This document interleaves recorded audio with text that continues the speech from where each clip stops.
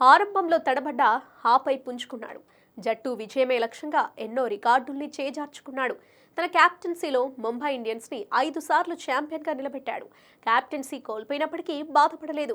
తన జట్టును గెలిపించడానికి ఎంత కష్టాన్నైనా భరించాడు. విమర్శకులు ఎన్ని కామెంట్స్ చేసినా పట్టించుకోలేదు. కోట్లు పెట్టి కోరుకున్న యాజమాన్యానికి ఏనాడూ భారం కాలేదు. ఫ్యాన్స్ అతన్ని హిట్ మ్యాన్ అని ముద్దుగా పిలుచుకుంటారు. పేరుకు తగ్గట్టే భారీ హిట్టింగ్తో బౌలర్ల పాలిట యముడిలా మారిపోతాడు. విజయం అంచున ఉన్నప్పుడు కూడా ఏమాత్రం కనికరం చూపడు. జట్టు విజయమే లక్ష్యంగా ఊచకోతకొస్తాడు. ఈ సీజన్ ఆరంభ మ్యాచ్ల్లో వరుస ఓటములతో నిరాశపరిచిన Mumbai జట్టుని hit track ఎక్కించాడు.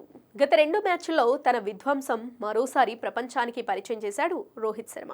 Chennai super Kings పై ఫామ్లోకి వచ్చిన రోహిత్ శర్మ 76 పరుగులతో పెను విధ్వంసం సృష్టించాడు. భారీ షాట్లతో ముంబై బౌలర్లకు చెమటలు పట్టించాడు.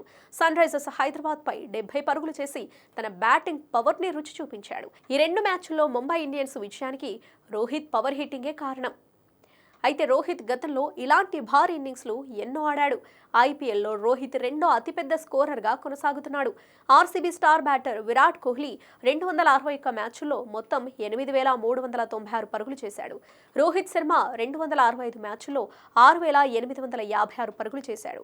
అయితే రోహిత్ 7,000 పరుగుల మార్కును చేరుకోవడానికి 144 పరుగుల దూరంలో ఉన్నాడు. ఈ సీజన్లో ముంబై కనీసం 5 మ్యాచ్లు ఆడాలి. సో రోహిత్ ఈ సీజన్లోనే 7,000 పరుగుల క్లబ్లో చేరడం ఖాయంగా కనిపిస్తోంది.